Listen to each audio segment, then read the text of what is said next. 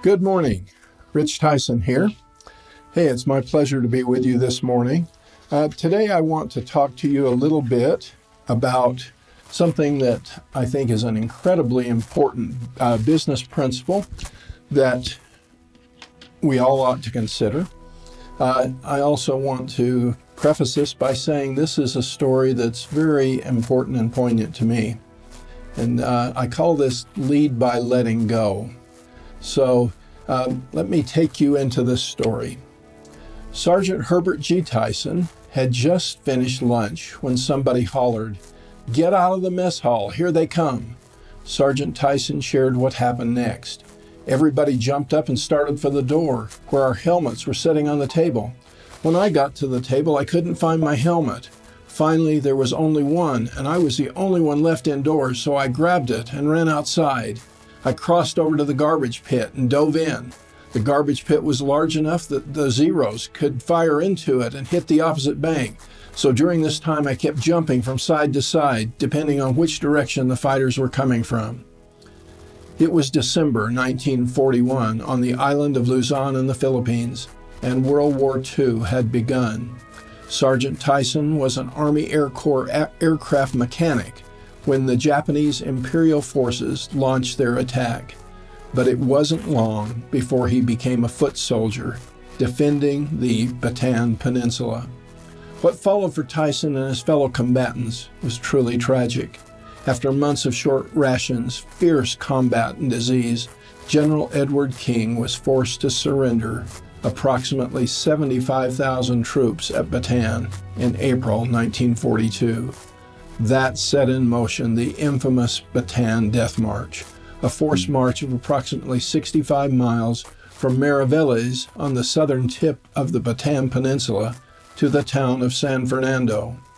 Already starving and dealing with horrific tropical heat, the trek took the lives of thousands of men, many of whom were brutally beaten, bayoneted, or literally crushed into the roadway by Japanese tanks. Survivors of the march were then crammed into rail cars and taken to prisoner of war camps. Thousands more died there from mistreatment, malnutrition, and disease. Hunger became the normal condition for POWs. Tyson shared stories of short rations of watery rice, often maggot-infested, even told of catching and eating rats. He also suffered from a variety of diseases, including dysentery and malaria. But disease and starvation were the easy parts. The brutality of his captors took the experience to a much deeper, hellish level. In his memoirs he shared, "Being beaten was something you understood would happen to you daily. You were either going to get slapped or you were going to get beaten on the head with a sledgehammer handle. Daily, each and every man could assume that sometime during the day he was going to get beat some way or another. It just got to be an accepted fact. Once you went to work and the guards came out and started checking, you'd be lucky if you weren't picked on. Usually, they picked on everybody. There were no exceptions." Sergeant Tyson was liberated in Osaka, Japan in September 1945. Like his fellow survivors, he was a skeletal version of himself, and it took many months of rehabilitation to recover. Some lingering effects never left him. He had flare-ups of malaria, and there were terrible memories that haunted him. Fast forward to 1960. Tyson, now a captain in the U.S. Air Force, was married and a father of 2 sons, including me. He had just received an assignment that would take our family to Tachikawa Air Base in Japan. As we prepared to depart, Dad sat down with my brother, age 6, and me, age 10, and talked to us about the move.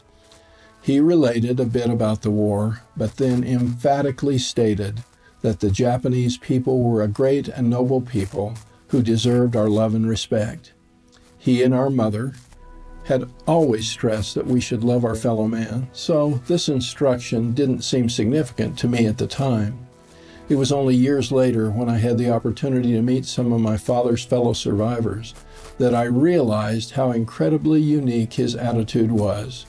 Nearly all of these men had a great hatred for the Japanese, which they expressed liberally. And this was, of course, understandable. My father gave my brother and me an enduring gift by his choice to let go of the horrific treatment he had experienced as a POW. He chose to forgive, and he stripped away any potential biases based on the sins of the fathers that might have infected his son's attitudes toward the Japanese.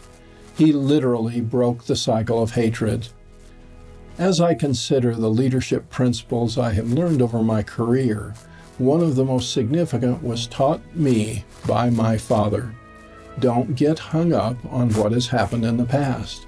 Forgive, forget, and move forward. I believe this has great merit for each of us in our various leadership capacities. And so today I wanted to share that with you.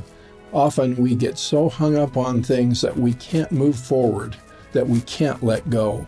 Some of leadership is recognizing the ills of the past and then turning forward and leaving them behind us.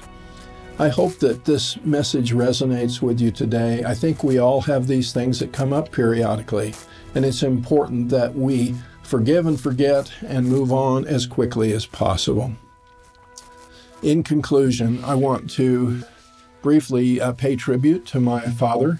I have a picture here of him. This was not right after he was liberated, but much later as a lieutenant colonel in the U.S. Air Force, and he retired at that rank. So grateful for my dad. He and my mother are now buried in the National Cemetery at Fort Sam Houston in San Antonio, Texas. And I pay tribute to them in so many ways, but especially to my dear dad, who experienced such trial as a prisoner of war and yet was willing and able to forgive and forget and let go, and also that he didn't have the trials that he went through become a stumbling block for myself and my brother. So thank you for this. Hey, in conclusion today, hopefully as you're viewing this video, maybe you've viewed some of the others that we've begun to post on YouTube. And so we would love to have you subscribe to the CEO Builder channel. That's easy to do.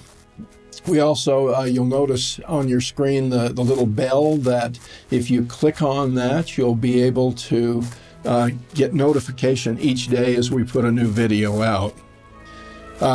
Also, we'd love to have your comments, a like or a dislike. Always feedback is valuable to us. So it's my pleasure to do these videos and share with you some of my thoughts. I've written blogs for a number of years. Now we're going to post that information and have it available to you on video as well. So again, thank you for your time today. I hope that this principle of leading by letting go is valuable to you. Thank you so much. Bye now.